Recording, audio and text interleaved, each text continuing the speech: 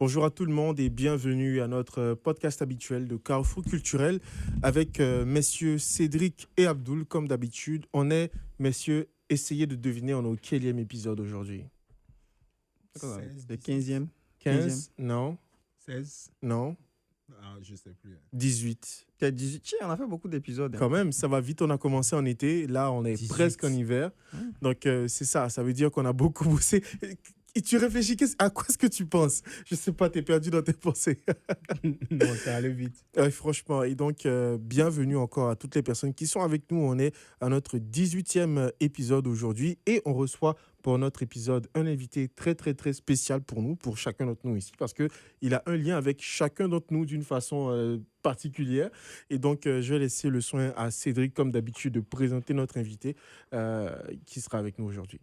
Merci Christian. Alors aujourd'hui, nous avons Bédi Traoré. Donc Bédi Traoré est un jeune leader ambitieux et polyvalent, directeur général de l'association étudiante de l'Université de Saint-Boniface. Il se distingue par son engagement vers la réussite et le bien-être des étudiants. Alors, il est passionné d'écriture et de politique. Il est aussi auteur du roman Les Somniators. Les Somniators, ça a été publié en 2024 et traduit en anglais en 2025. Donc, son parcours illustre une vision du leadership fondée sur la rigueur, la créativité et le désir d'inspirer le changement. Alors, je vais quand même lui laisser l'espace aussi pour qu'il puisse se présenter. Donc, Monsieur Bédi, le micro est à vous. Bonsoir tout le monde, merci de me recevoir ce soir, c'est un véritable plaisir pour moi. Et comme l'a dit Cédric, je travaille à l'Université de Saint-Boniface et je suis beaucoup impliqué dans les mouvements étudiants, mais aussi dans la justice sociale. Alors j'ai pas mal de passion, donc j'ai hâte de discuter avec vous ce soir. Ça fait énormément plaisir. Messieurs, on a donc un invité aujourd'hui de taille. Invité de marque. Oui, franchement, ça fait très plaisir de l'avoir ici avec nous. Ouais. Abdoul, toi, comment tu vas aujourd'hui dans ton truc? Je te sens dans ta journée aujourd'hui. Ah, ça, super bien. Assez busy comme un lundi. Mais... Il a porté je vois Université de Saint-Boniface, les Rouges. Il a été coach des Rouges. Il pendant était un coach moment. des oui, Rouges. quand même. Mais- Oui, 2 ans. Je vais vous dire que l'équipe de CMU a On fait gagné désolé, mais les on fait pas la Rouges. mixité d'anglophones ici. Si c'était les francophones L'équipe qui de avaient gagné, CMU a d'accord. gagné les Rouges. On n'est pas d'accord avec cette Mais publicité. bon. C'est pas sponsorisé par Envol, Mais bon, désolé. je dirais que c'est quand même légitime. Hein? Puisque nous, c'était une toute nouvelle équipe, une équipe jeune, contre une équipe qui a, Moi, je qui a parle du joué soccer ensemble plus, peut-être pendant, je sais pas, 10 ans. Et disons que les Rouges ont laissé gagner l'équipe. Voilà, Franchement, c'est ça. Donc. Je sais que vous êtes en majorité ici. Donc, Forcément, on est en on va- majorité. on va continuer. C'est mieux. Justement. Et donc, je pense qu'on a bon nombre de questions, donc on pourra commencer à se lancer avec tout ça. D'accord. Donc, aujourd'hui, le thème, c'est le leadership. Donc, je sais que ça sera un sujet très, très, très, très... en tout cas, ça va bien se passer aujourd'hui. Je sais qu'il y aura beaucoup de points de vue. Donc, je vais commencer avec une question simple et la question va aller directement à notre invité. Alors, qu'est-ce que le leadership aujourd'hui? Monsieur Bédi. Alors pour moi, le leadership aujourd'hui, c'est assez simple. Je peux déjà vous pointer du doigt, vous qui êtes là, parce que vous faites déjà preuve de beaucoup de leadership. Ok. Vous essayez de représenter quelque chose, vous essayez de démontrer quelque chose et surtout de vous démarquer. Et ça, je pense que c'est très important quand on parle de leadership. Pour moi, aujourd'hui, le leadership, ce n'est plus une question d'autorité. C'est vraiment une question de pouvoir rassembler les gens, de pouvoir mettre en place des mouvements qui sont capables d'être rassembleurs et de pouvoir amener les gens à suivre ces mouvements-là. Et bien entendu, ça va être des mouvements bénéfiques qui pourraient apporter toujours un plus à la communauté. Et ça, je pense que c'est quelque chose que vous faites déjà. Donc, en me posant la question, je pense qu'en vous regardant déjà, ça répond pas mal à la question du leadership. Alors, et moi, j'apprécie de voir ce genre de choses-là parce que je remarque que le leadership est de plus en plus jeune. Et ça, c'est vraiment intéressant parce que ça permet de démontrer des nouvelles visions. Par exemple, cette idée de podcast. Je trouve que c'est une super idée. Ça permet à des personnes de pouvoir parler un petit peu de leur ressenti, de parler un petit peu de leur vécu et faire un petit peu, comment ça s'appelle, une synthèse de tout ce qu'on a vécu. Alors pour moi, essentiellement, c'est ça le leadership. Alors c'est la capacité de rassembler et la capacité de créer et de lancer un mouvement qui amène les autres à suivre ce mouvement-là. Je pense que Merci c'est très, beaucoup. très, Bien. très bien Je dit. Ça a ne sais été pas quoi très bien. ajouter à ça. Mon ami, il faut ajouter quelque chose. Faut ajouter quelque Mais chose. moi, je pense que Bédi a tout dit. Hein. Une personne leader, une personne qui rassemble, qui pousse les autres à aller de l'avant, qui juste lift up everyone. Donc, je dirais que c'est principalement ça, hein, en tant que tel. Il a tout dit. Je ne sais pas quoi ajouter. Et tu sais que je suis pas un grand fanatique des définitions à proprement parler. Oui. Mhm. Ouais, c'est pas évident de donner une définition non, à ce genre de pas concept. évident ouais. du tout. Yeah. C'est vrai. Ça, c'est clair, très clair. Bon, Monsieur Ouais. Christian. Non, mais pour moi, le leadership, d'abord être un leader. Moi, j'aime plus le fait de parler du leader plutôt que du leadership. Parce qu'il y a des personnes qui sont des leaders sans le savoir. Mhm. Et le leadership, je pense, c'est quelque chose qui est attribué à des personnes qui ne le méritent pas forcément aujourd'hui. Ok. Mais je pense que si on se concentre plus sur le leader, on sait distinguer qui est vraiment un leader et qui est un chef ou un patron. Ok. Parce que moi, je pense que aujourd'hui, dans la société où on vit, on a beaucoup de chefs, on a beaucoup de patrons, mais on n'a pas vraiment beaucoup de leaders. Ça, c'est tout à fait vrai. Parce que le leader, lui, c'est quelqu'un qui fait partie de la cause qu'il défend. C'est quelqu'un qui est concerné par ce dont il parle, qui Mhm. comprend et qui sait les réalités de ce dont il parle. Et quand il parle, tu sais exactement que c'est quelqu'un qui est un connaisseur dans ce qu'il fait. Moi, je pense que le leader, c'est la personne qui arrive à te motiver sans te dire que je vais te motiver. Mhm. C'est la personne qui, tout simplement, par lui-même, c'est ce que M. Bédi a dit, parce que Mhm. rien que le leader, lui, représente quelque chose. Il ne se bat pas pour que tu l'attribues un rôle ou que tu lui attribues, je sais pas, une fonction ou quelque chose. Il reflète ça.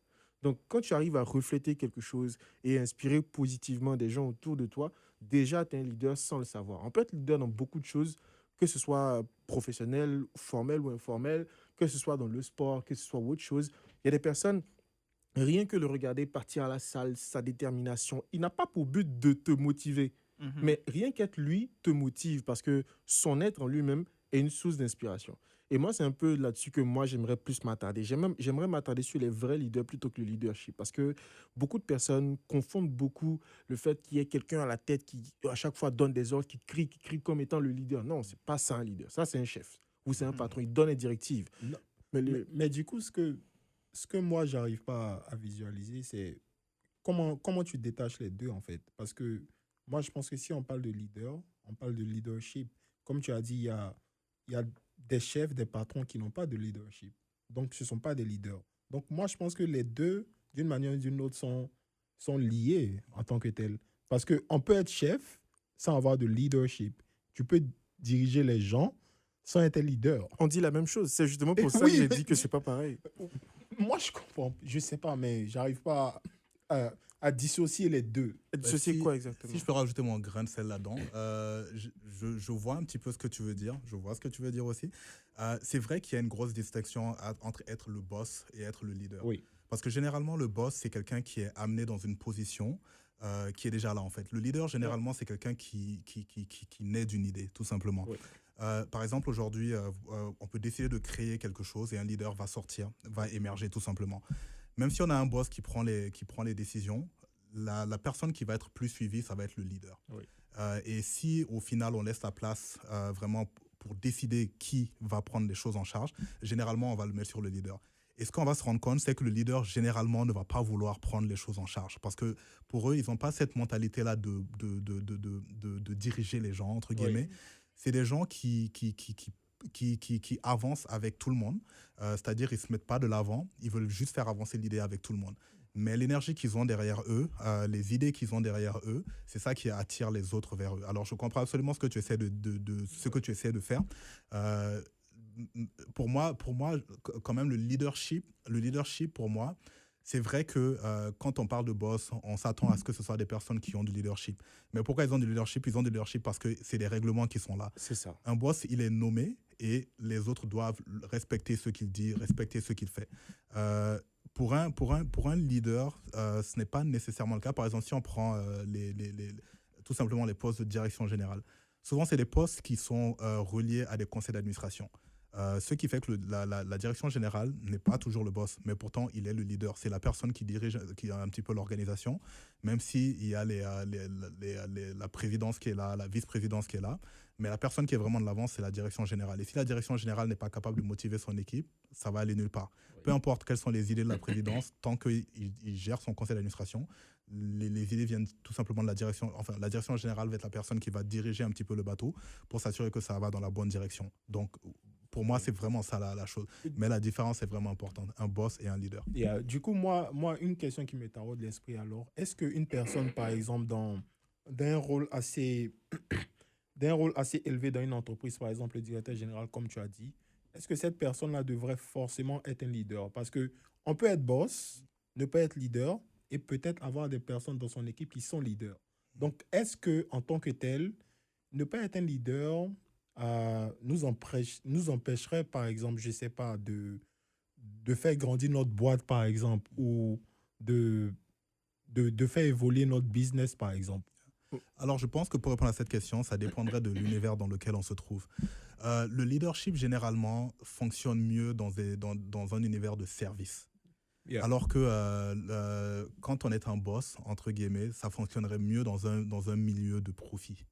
Oui. Parce que là, on essaie de gagner quelque chose, donc il faut qu'on ait tout soit sur place. Tout doit aller dans une même direction. Oui. Alors qu'un leader, c'est quelqu'un qui sert, généralement. Oui, alors, ça n'irait pas vraiment dans le même sens que quelqu'un qui cherche à faire du profit. Oui. Donc, pour moi, les boss, les patrons, on va dire aussi, ont du leadership. Ils ont leur type de leadership. Oui. Yeah. Souvent, il est beaucoup plus direct, il est beaucoup plus, comment ça s'appelle plus strict.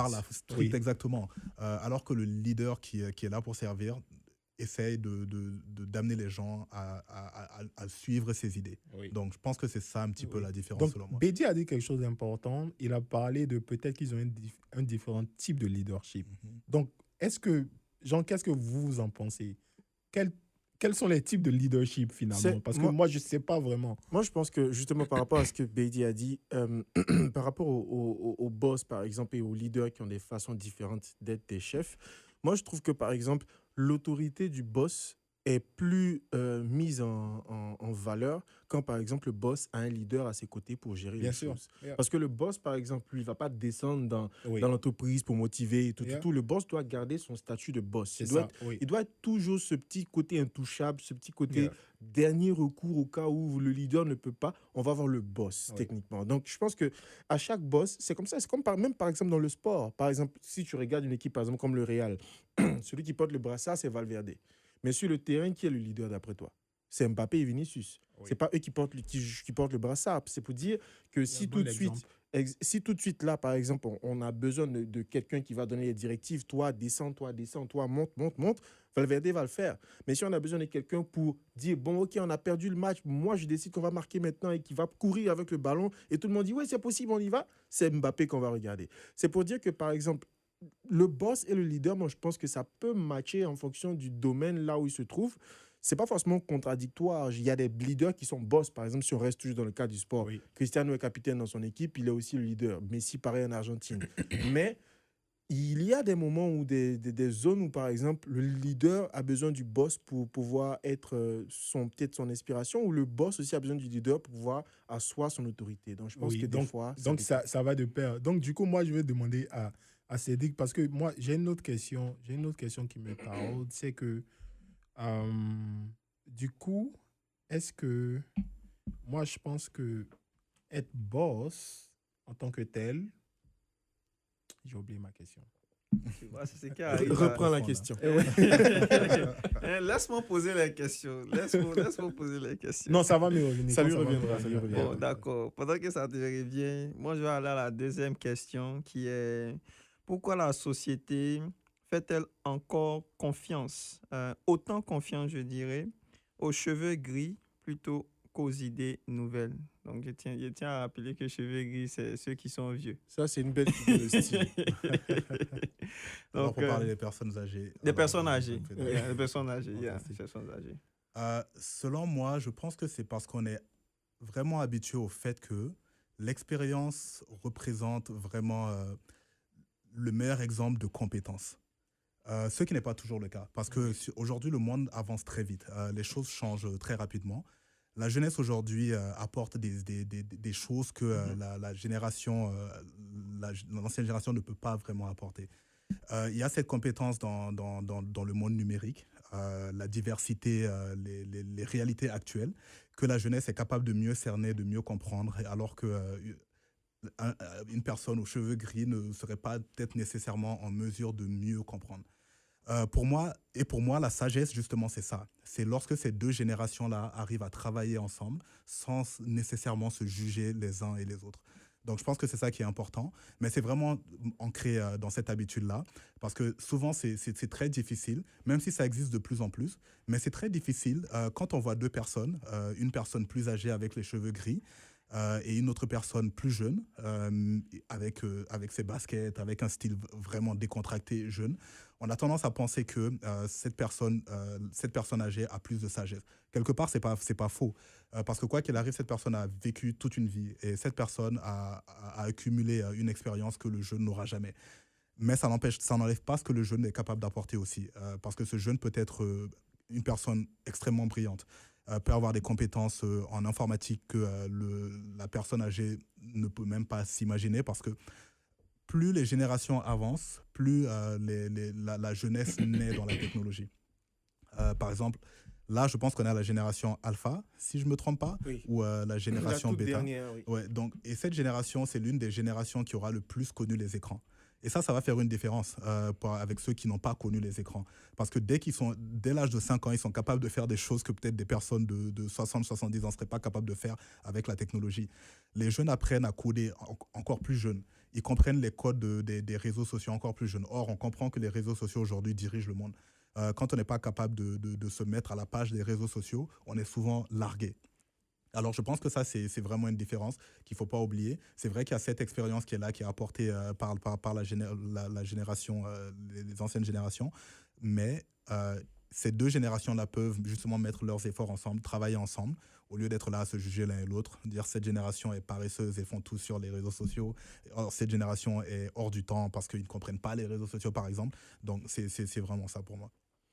Moi, je pense que la question que tu as posée, ça va dépendre vraiment de qui répond à la question. Mhm. Parce que tu as demandé pourquoi est-ce qu'on a tendance à penser que la personne qui a les cheveux gris a plus d'expérience que le jeune, c'est bien ça? Mhm. Ok. Donc, moi, je pense que, par exemple, si tu poses cette question à quelqu'un qui est de ma génération, moi, par exemple, je suis de la génération Z, par exemple. Mhm. Nous, on a connu à la fois l'ancien et le nouveau. Le début du nouveau et la fin de l'ancien. Pour Si prendre tu- ça, c'est plus les milléniaux, là, je dirais. Oui, mais bon. Parce que la génération Z commence en 97. Moi, je suis la première année de génération Z. C'est-à-dire qu'il y a 3 ans encore dans la génération Z avant d'arriver en 2000. Donc, techniquement, quelqu'un qui est né en 2000 est toujours de la génération Z. Et il y a beaucoup de choses qui ont commencé à émerger par la fin du 20e siècle, parce qu'en 2000, on est rentré dans le 21e siècle. Donc, oui, pour ces deux générations-là surtout, si tu me poses cette question, tu auras beaucoup de oui, tu auras beaucoup de non. Parce qu'on est beaucoup dans une ère où on a appris, on a compris que les générations fonctionnent ensemble. Parce qu'il y a beaucoup de choses qui sont passées dans les années ultérieures qu'on ne veut pas que ça se reproduise. Les gens étaient beaucoup sclérosés. C'est-à-dire qu'ils ont été du genre, on a toujours fonctionné comme ça, on veut toujours fonctionner comme ça. Mais non, comme Betty l'a dit, la génération avance. Ceux qui détiennent le pouvoir aujourd'hui sont ceux qui peut-être... On est à l'ère du numérique. Mhm. À l'ère du numérique, c'est le numérique qui dirige. Donc, qui sont ceux qui gèrent le numérique? C'est les jeunes. Donc, tu ne peux pas diriger sans ceux qui dirigent le monde actuellement. Parce que les personnes d'un certain âge dirigent le monde de façon formelle, avec peut-être les postes, les statuts et tout. Mais dans le fond, ceux qui font vivre l'économie, ceux qui font les jeunes qui travaillent dans les entreprises, dans les champs et tout, c'est les jeunes de cette nouvelle génération-là. Donc, tu ne peux pas vouloir faire une nouvelle société et puis vouloir les exclure, parce que les jeunes de maintenant ont appris à parler très jeunes. Avant, pour que quelqu'un puisse prendre la parole, affirmer ce qu'il pense, il faudrait quand même qu'il ait un certain âge. Maintenant, à 18 ans, les gens, ils s'en foutent, ils disent ce qu'ils pensent. Donc, tu ne pourras pas aller et puis mettre ces gens-là de côté. Mais si, par exemple, tu demandes à quelqu'un d'une génération un peu plus ultérieure, il va te dire de la façon dont lui il connaît, de la façon dont lui il voit les choses, donc il te dira forcément que non, moi je fais confiance aux gens de ma génération parce qu'on a plus de connaissances, les jeunes de maintenant, ceci, cela, ceci, cela. Donc je pense que c'est une question vraiment à double volet en fonction de qui répond à la question. C'est ce que moi je peux vous dire. D'accord. Et toi, Moi, Bill? déjà, je veux mentionner que, déjà, j'aime pas le fait qu'on puisse attribuer l'expérience à l'âge déjà. Parce que moi, je pense que dépendamment des uns et des autres, les expériences peuvent vraiment varier. C'est vrai qu'une personne qui a vécu longtemps peut être considérée comme une personne ayant plus d'expérience, mais il y a des personnes, moi, je pense, qui ont peut-être 25 ans, mais qui ont tellement d'expérience. Je prends un exemple, par exemple, dans l'entrepreneuriat. Tu vas trouver des gens qui ont commencé à entreprendre peut-être quand ils avaient 17 ans, par exemple. Et lorsque cette personne est rendue à 25, 26, la personne a peut-être quand même presque 10 ans. Et donc, moi, je pense que ça dépend de chacun, ça dépend du vécu de chacun. Ok. Comme tu peux avoir une personne âgée qui n'a pas vraiment eu autant d'expérience que ça en tant que telle. Donc, moi, je veux déjà qu'on arrive à dissocier ces deux-là. Et comme Bédi a mentionné le fait que les deux générations puissent quand même travailler ensemble. Et on a parlé de sagesse pour pouvoir le faire, par exemple. Donc, quand on parle, moi, je pense que les jeunes, par exemple, ont besoin des vieux, tout autant que les vieux ont besoin des jeunes. Des personnes de certain Des âge. personnes de certain âge, si tu veux. Mais c'est lui qui a mentionné vieux dans sa question. Mais Laissez-moi Oui. tranquille. des personnes aux cheveux gris. Voilà. Il a dit cheveux gris, vous dites vous comprenez pas. Donc, il est Des personnes un traduit. peu âgées. Oui. Personne Oui. un peu Donc, âgée. moi, je pense que ces deux types de personnes peuvent collaborer ensemble pour un meilleur avenir du monde. Et je vais prendre un exemple simple. Disons, si on parle en termes de business, déjà, par exemple, tu vas voir les personnes qui sont peut-être des milliardaires ou qui ont beaucoup d'argent. Je vais prendre par exemple Aliko Dangote. Moi, je pense que c'est une personne qui est quand même âgée, quand même. Une personne assez âgée. Mais comment est-ce que moi, ces personnes-là arrivent quand même à toujours perdurer dans le monde du business, même avec le digital, avec beaucoup de choses qui changent, tout ça? C'est parce que ce sont des personnes qui ont cette humilité-là, probablement, de travailler avec d'autres personnes qui s'y connaissent mieux, avec cette génération-là. Donc, moi, je pense que c'est vraiment une histoire d'humilité que tout un chacun doit avoir pour dire, je sais que l'autre personne maîtrise cela plus que moi, ou l'autre personne a plus d'expérience dans ce domaine-là que moi, pour pouvoir travailler ensemble. Donc, moi, c'est vraiment la vision que moi j'ai de tout ça. Est-ce que vous ne trouvez pas que les personnes d'un certain âge méprisent un peu la jeunesse Moi, par je- rapport à leur niveau de leadership? Moi, je pense pas. Moi, je dirais que ça dépend Tu ne encore trouves une pas fois. qu'ils remettent le leadership de la jeunesse en cause dans beaucoup de domaines? Par exemple. Je vais prendre mon propre exemple. Oui. Moi, j'ai commencé à travailler dans la production audiovisuelle 3 mois après avoir obtenu mon bac. C'est-à-dire que j'ai eu le bac à 18 ans. 18 ans, 6 mois, j'ai commencé à travailler à 18 ans, peut-être 9 mois ou quelque chose. Donc, ça fait que quand j'ai quitté mon pays pour venir ici au Canada, je suis arrivé ici en 2023, j'avais déjà 8 ans ou 9 ans d'expérience.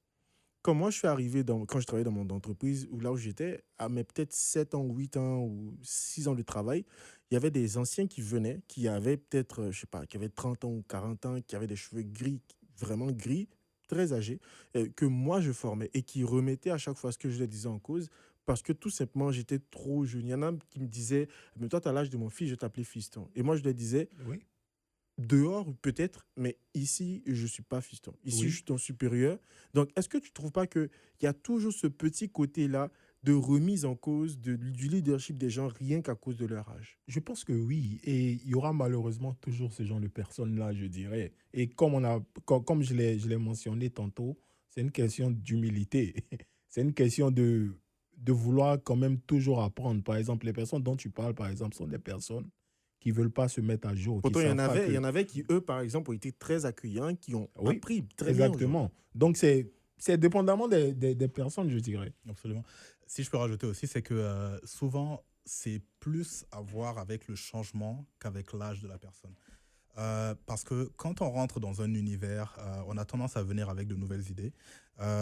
Et quand on est habitué à ce que les choses se passent d'une certaine manière et qu'une nouvelle personne rentre dans le moule et veut tout changer avec Ouais. ses nouvelles idées, Yeah. il peut y avoir beaucoup de résistance par rapport à ça.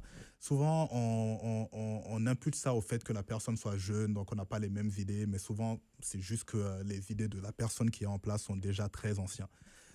Et je pense que ça rejoint beaucoup ce côté leadership-là, parce que vous avez parlé d'un côté en Afrique, qui est certainement un bon leader qui a su s'entourer des bonnes personnes pour pouvoir faire prospérer son empire.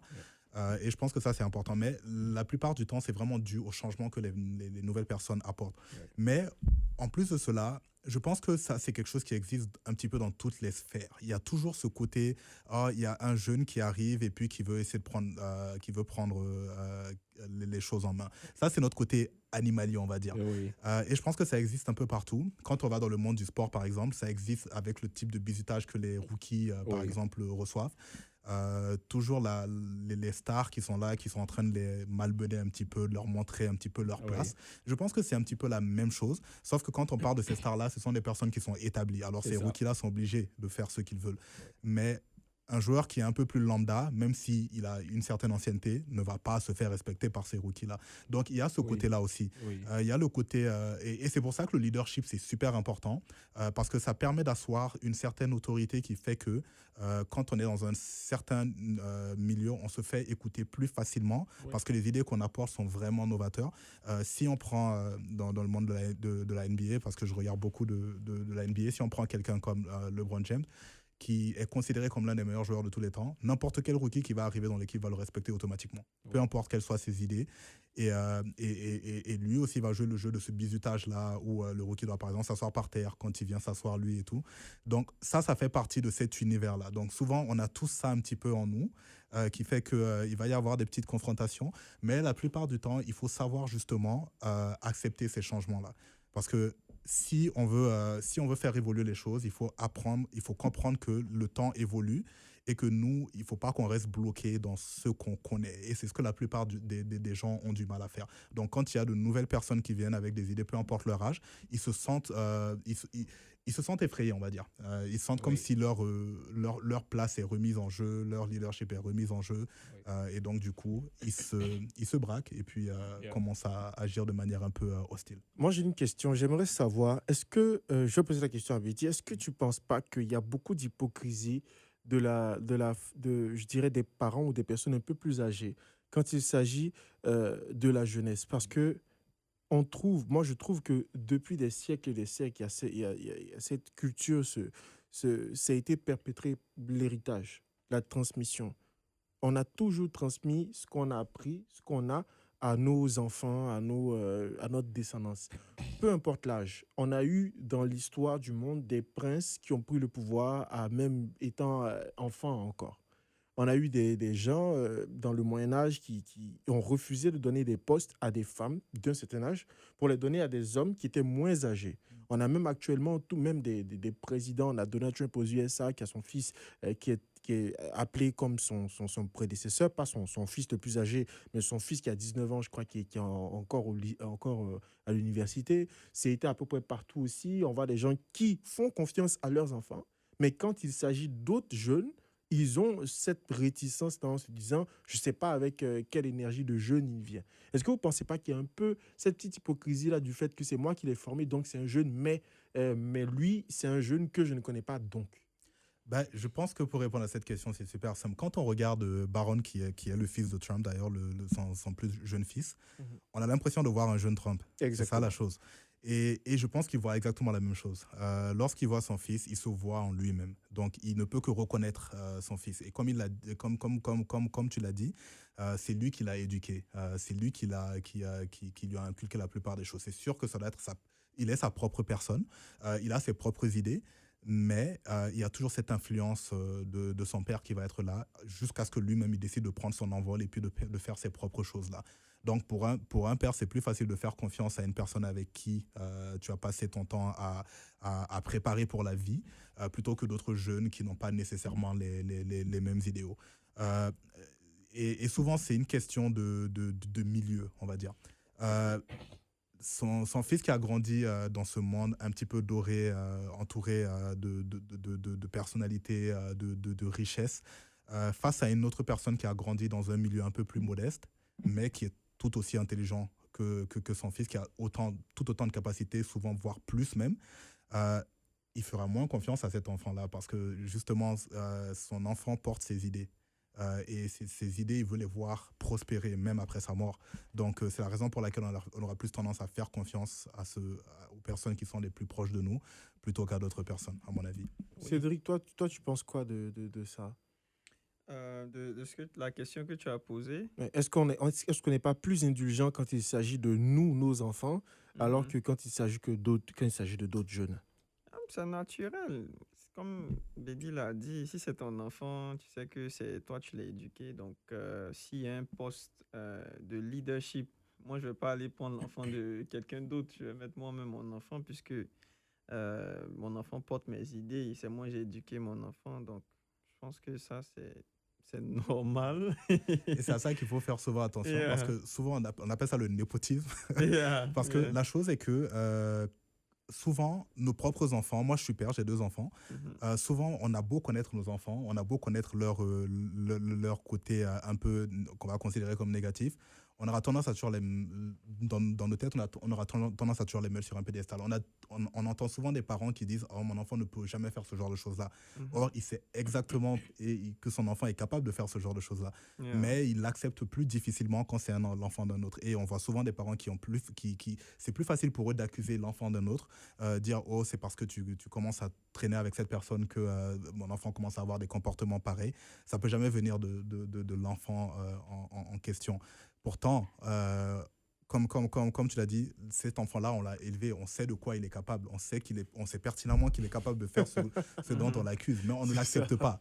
On ne l'accepte pas. Donc ça, c'est du népotisme souvent qu'on fait, et on a tendance à vouloir tout donner à nos enfants alors qu'ils ne sont pas nécessairement méritants, on va dire, Oui. mais c'est la chair de notre chair, donc on va Yeah. toujours vouloir leur passer. Et ça, c'est important de pouvoir se détacher de ça si on veut créer quelque chose de réel.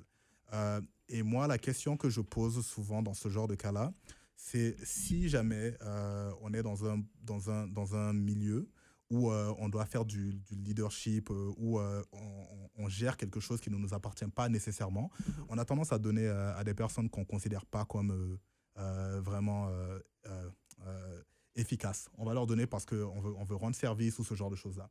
Mhm. Mais si on renverse dans un autre sens et on dit que c'est ton entreprise, que tu as travaillé pendant des années pour développer, et tu sais pertinemment qu'il y a des choses que si jamais la bonne personne n'est pas en charge, l'entreprise entière va tomber. Dans ce cas-là, le donnerais-tu à ton enfant ou irais-tu chercher quelqu'un de plus compétent? Donc ça, c'est vraiment important à faire cette différence-là, parce que quand c'est quelque chose qui appartient aux autres, on a tendance à faire un petit peu ce qu'on veut avec. Mais quand c'est le nôtre, là, on va être un peu plus rigide. Et là, on va souvent même faire moins confiance à nos enfants pour diriger ce genre de choses-là. Oui, et moi je pense que ça pourrait être même, c'est vrai que c'est légitime et c'est la chose la plus naturelle qui soit de faire plus confiance à, par exemple, son enfant, mais ça pourrait être également une erreur monumentale, surtout si on prend euh, vraiment un aspect business, par exemple. Comme tu as dit, tu as mentionné à une personne qui a travaillé dur pour mettre en place son entreprise, tout ça, et qui doit faire le choix à la personne qui va lui la succéder. Moi, je pense que la personne doit toujours prioriser l'entreprise en premier.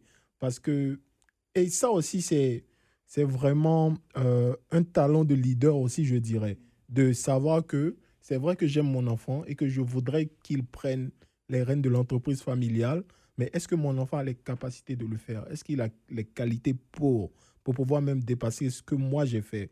Donc tout ça aussi, c'est vraiment aussi la capacité d'un leader à pouvoir prendre ces décisions-là.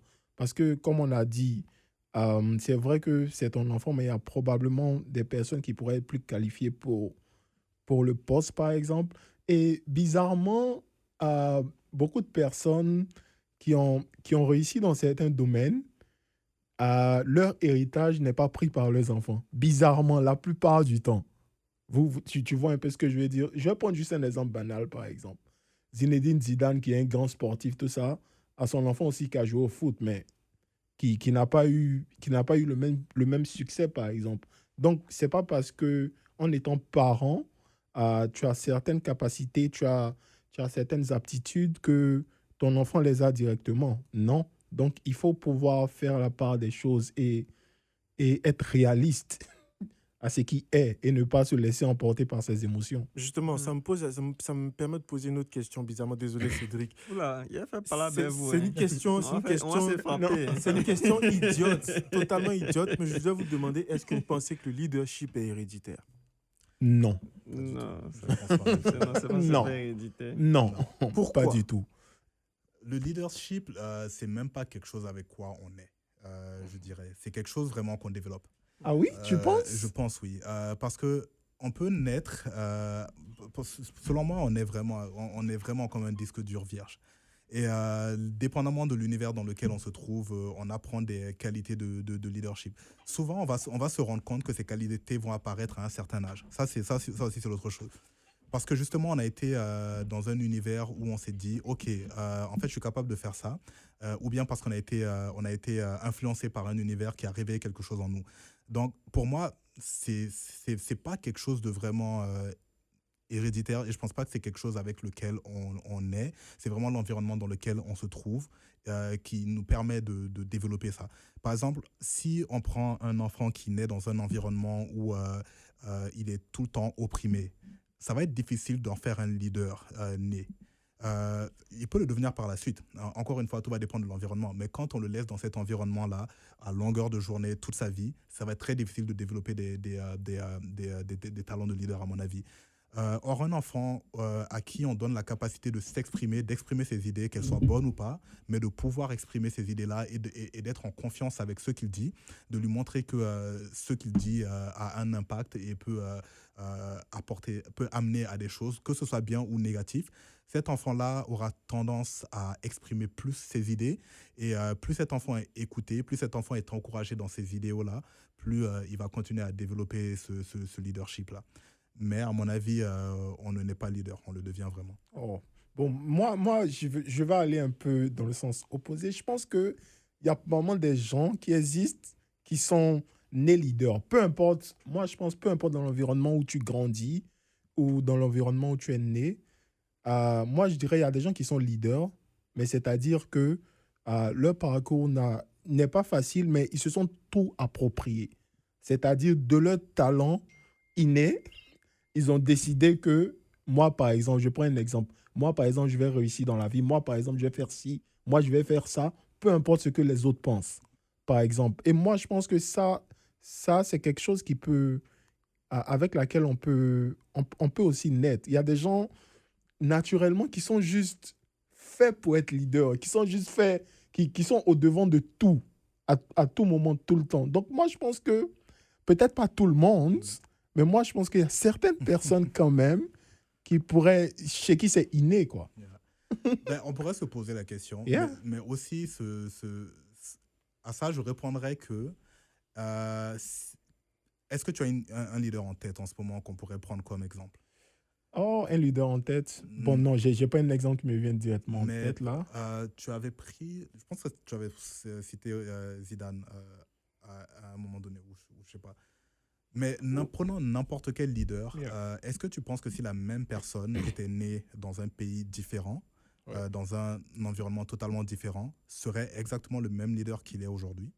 Moi, je pense que ça pourrait être possible et ça pourrait être dans peut-être autre chose que ce qu'ils font actuellement. Donc, moi, je pense que peu importe dans le domaine dans lequel on va se retrouver, on peut être leader partout. Tu comprends ce que je veux dire? Ouais, je comprends. Ouais. Ben, maintenant, et pour répondre encore à cette Oui. question, où est-ce que tu dirais qu'il y a le plus de leaders dans le monde? Oh, wow. ça c'est difficile. En général. En général, Yeah.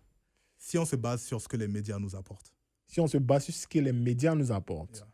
je dirais en Occident, Pourtant, nous avons des leaders bien sûr. Yeah. Et peut-être parce que c'est pas médiatisé autant. Mhm. Mais aussi, c'est ça la chose. Parce que lorsqu'un leader fait suffisamment de bruit, il est forcément médiatisé à un moment donné. Ah oui. Donc ça, c'est une autre chose. Et à mon avis, pourquoi est-ce qu'on entend beaucoup de leadership qui vient de justement de l'Occident, comme tu l'as dit? Moi, je pense que ça a à voir avec le milieu, avec l'univers dans lequel les enfants grandissent, parce qu'on les met dans des situations de leadership souvent très jeunes. Par exemple, les parlements jeunesse qui existent n'existent pas nécessairement dans tous les pays d'où l'on vient, par exemple. Mais les mettre dans ces conditions-là, à mon avis, développent justement ce sens du leadership qui n'existe pas nécessairement partout.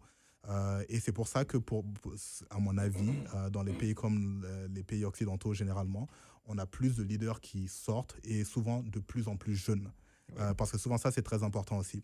Le leadership en Afrique, si je peux te prendre, parce que c'est de là où je viens comme exemple, on n'entend pas très souvent venir de la jeunesse.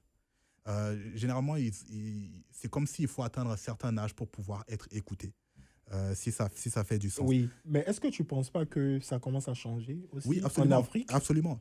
Et je pense que ça, c'est dû au réseau. Parce que justement, la jeunesse maintenant a une voix. Oui. Et avant, la jeunesse n'avait pas cette voix. C'est Et ça. on étouffait cette voix-là. Oui. Et c'est pour ça que les réseaux sont importants aujourd'hui, parce que ces réseaux permettent à n'importe qui de lancer un podcast, de lancer une idée originale, et puis de se faire connaître dans le monde. Et de cette manière-là, on arrive à voir de plus en plus de leaders africains qui commencent à émerger. Et c'est là mon point. Parce qu'en Occident, justement, la jeunesse avait déjà accès à ce genre d'outils. On les permettait justement d'avoir accès au leadership relativement rapidement. Et je pense que maintenant, avec les réseaux sociaux, on permet justement à notre jeunesse également d'avoir accès à ce rôle de leadership-là. Et c'est maintenant qu'il commence à s'émerger. Et c'est pour ça que je dis que l'environnement est vraiment important. Plus on est dans un environnement qui facilite l'émergence des leaders, plus les leaders vont émerger tout simplement. Oui, mais du coup, ce que je pense, c'est que... mais on peut peut-être... Parce que lorsque tu parlais tout à l'heure, tu as aussi dit que le leadership, par exemple, chez une personne peut commencer à se développer à un certain âge. Mais est-ce que ça ne serait pas quelque chose qui soit déjà enfoui en eux et qui attend juste le bon environnement pour éclore? C'est possible. Alors ça, je répondrais tout simplement que je pense que c'est le cas de tous les êtres humains qui existent. On a tous ce leadership en nous et on a juste besoin de se retrouver dans un environnement pour qu'il puisse sortir.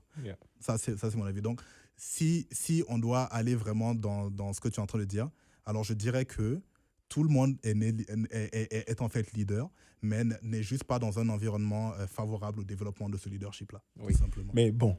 Oui, mais bon, une remarque, c'est qu'il y a certaines personnes, tu peux les mettre dans tous les meilleurs environnements possibles, ils ne vont jamais pouvoir être leaders. Je pense que souvent, il y a des qualités qui sont plus sur le... Comme souvent, on peut avoir une fierté souvent très exagérée. C'est ça. Ça peut être ça aussi. Comme quoi, on peut citer cette citation du parrain, dans le film Le Parrain, qui dit « Les grands hommes ne naissent pas dans la grandeur, ils grandissent ». Ça, c'est profond.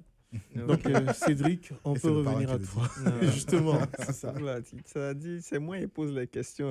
Non, mais mon ami, on développe. À partir de certains points, il y a d'autres points. Ça, c'est un coup d'État. Il n'y a pas de problème. Un coup d'État postcastique. Ok, donc en tant que directeur général de l'association étudiante de l'Université de Saint-Boniface, quelles sont selon toi les plus grandes difficultés que vivent les étudiants aujourd'hui? Ça, c'est une bonne question. Une question très chargée, je dirais. Et je pense qu'encore une fois, ça dépend des générations, mais on va se baser sur celle-là. Les combats sont différents. Les étudiants ont beaucoup de défis, que ce soit des défis avec le coût de la vie, les défis mentaux, on va dire, parce que la vie est tellement plus... les jeunes sont tellement plus bombardés par les stimuli de toutes sortes, les écrans, les réseaux sociaux. C'est très facile d'être mentalement... ça peut être très difficile mentalement. Quand on prend un étudiant international, par exemple, qui vient de loin, qui vient étudier au Canada, et tout ce qu'il entend sur les réseaux sociaux, ce sont des choses négatives qu'on dit sur son pays d'origine. Il y a la guerre ci, il y a la guerre là, et on entend toujours des mauvaises nouvelles de ce genre-là. Alors que quand on appelle nos parents, ils disent « Oh, ça va, on est là, tout va bien ». Mais souvent, on a souvent tendance à se baser sur les médias sociaux, sur les médias en général. Souvent, l'information est vraie, mais elle est souvent très exagérée. Et c'est ce genre de stimuli dont je parlais. Donc, les étudiants sont vraiment exposés à ça, ce qui fait que moi, je travaille avec les assurances. La demande pour les services de santé mentale sont vraiment en hausse. Et ça, je peux le voir avec ma position. Et, et on est dans une situation où tout le monde demande ces services-là, même les étudiants internationaux.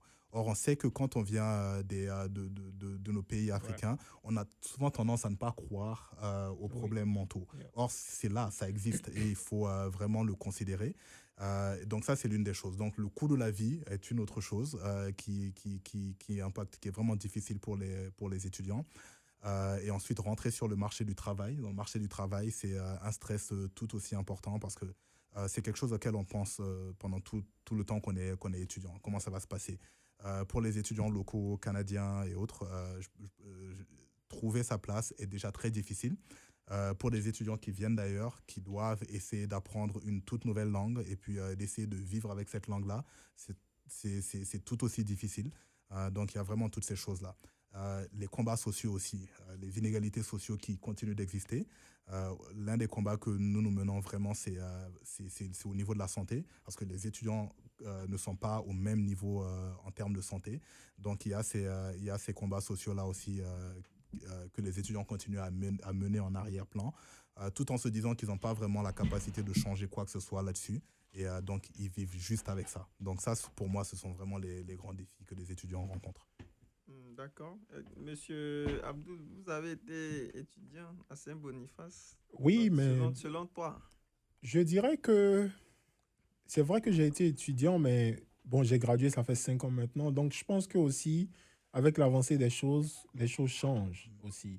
Et c'est vrai que moi, au départ, quand j'ai commencé à l'université, il y avait, je pense, à ce moment, on avait encore la carte de santé Manitoba.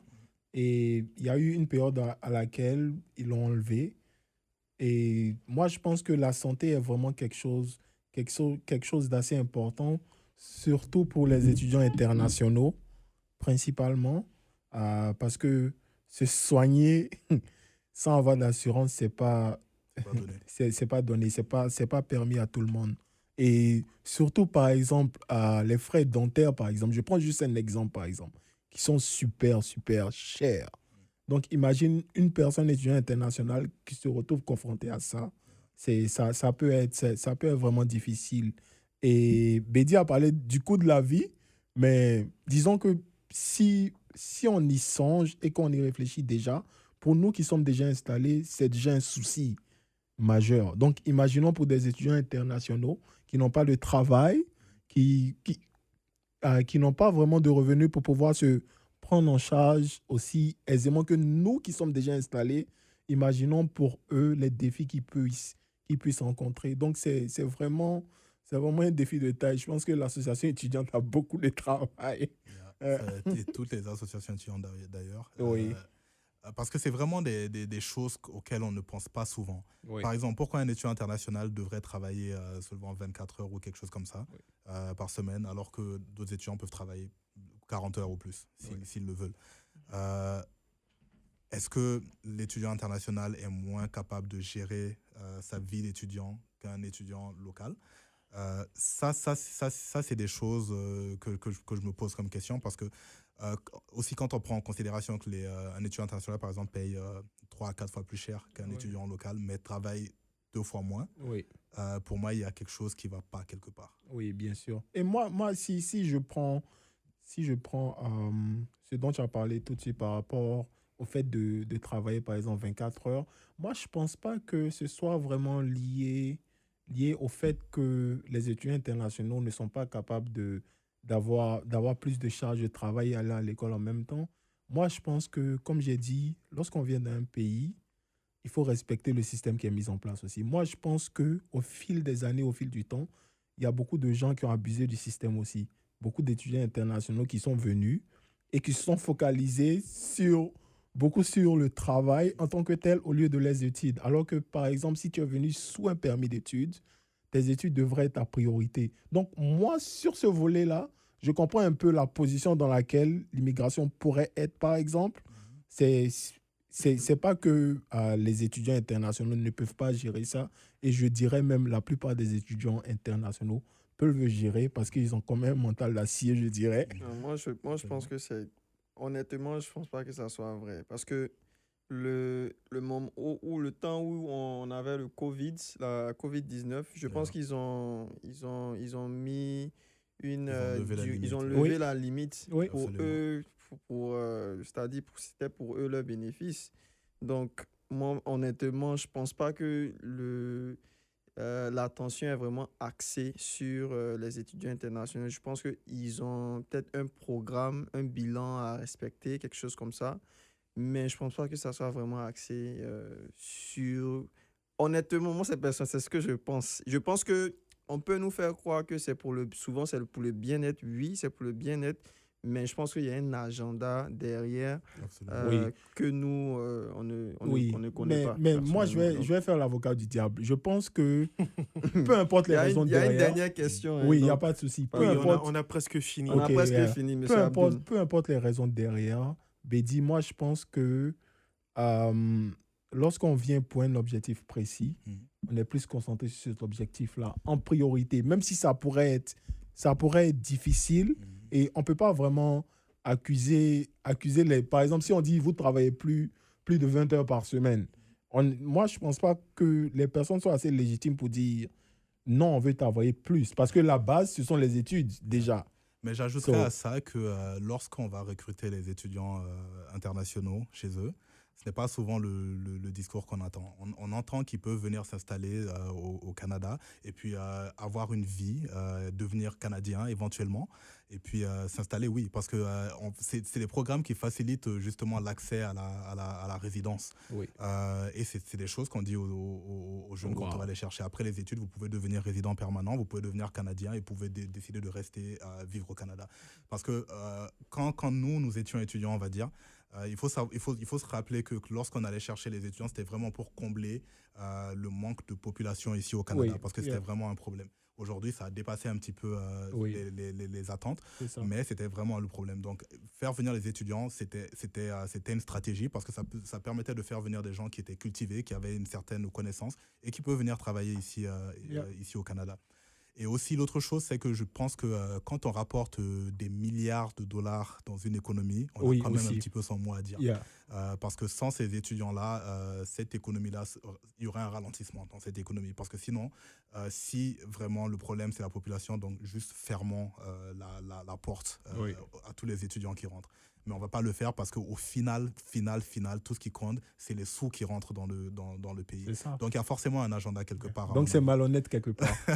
Oui, c'est la politique. La politique, c'est un jeu. Donc, Parce que la question est légitime, ce que Cédric a posé. Dans ce cas-là, pourquoi est-ce qu'ils ont permis aux étudiants internationaux de travailler quand ils avaient vraiment besoin de résolver un petit peu le problème d'employabilité au Canada? C'est un business. C'est ça.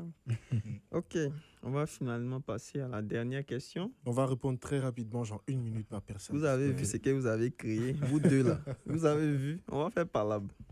Bon, je vais aller rapidement. Yeah. Alors, donc c'est un scénario. Donc, je vais juste permettre à l'invité de répondre pour aller vite. Donc, tu travailles jour et nuit. Et on écoute très bien. Donc, tu travailles jour et nuit pour ton équipe. Tu t'impliques pour les étudiants. Tu essaies d'être à l'écoute. Mais quoi que tu fasses, les critiques continuent.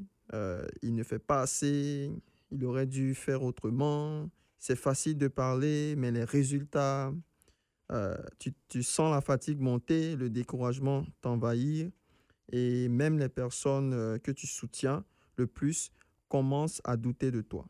Donc, la question, qu'est-ce qu'un vrai leader fait à ce moment-là? Alors, à partir de ce moment, il faut prendre un temps pour se poser et se rappeler des raisons pour lesquelles on est là. Les raisons qui nous ont amenés à être dans la position dans laquelle on est et de se rappeler pourquoi est-ce qu'on le fait. Parce que souvent, avec un leader, ce qu'il faut se rappeler, c'est que le leader, c'est quelqu'un qui est capable de prendre des décisions qu'il considère justes et qui sont justes, même si elles ne sont pas populaires. Et faire le mieux qu'il peut pour arriver à des résultats. Euh, une chose est sûre, c'est impossible d'avoir 100% d'approbation. C'est absolument impossible. Il y a des choses qu'on va faire qu'on est peut-être les seuls à avoir la vision pour l'instant. Et les personnes qui doutaient de toi aujourd'hui peut-être se diront dans le futur, OK, il était peut-être sur la bonne voie, peut-être qu'on aurait dû lui donner une chance. Mais ça, c'est des choses qu'on ne saura que dans le futur. Alors, tant que on a la confiance des personnes qui nous ont donné cette confiance-là pour continuer à faire le travail, bah, il faut continuer à faire ce travail-là et croire à ce qu'on est en train de faire. Parce que c'est très dangereux de se laisser influencer par ce qui est dit et de se laisser dérailler complètement de ce qu'on pense nous-mêmes, parce que finalement, ça nous fait changer. Et la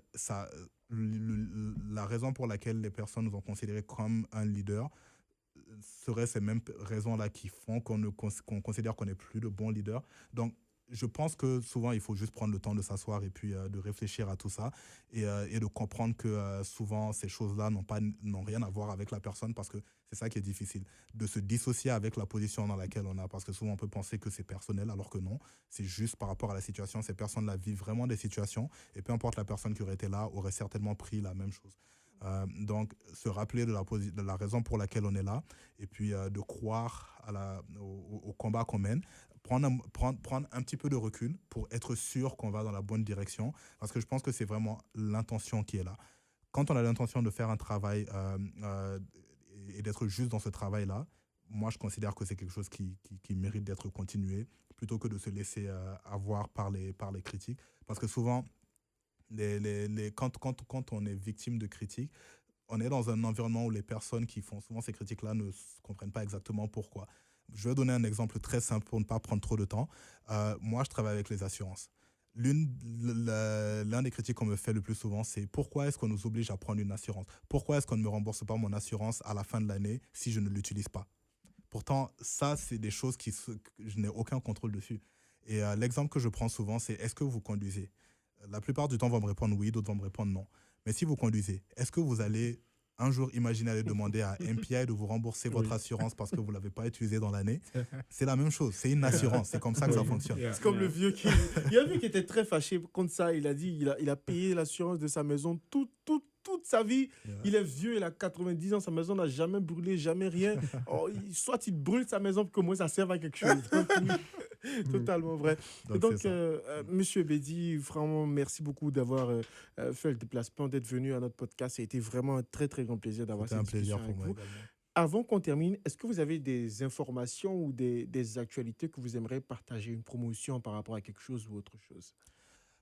Promotion, actualité, la seule chose que je pourrais promouvoir en ce moment, c'est mon livre qui est sorti en anglais très récemment.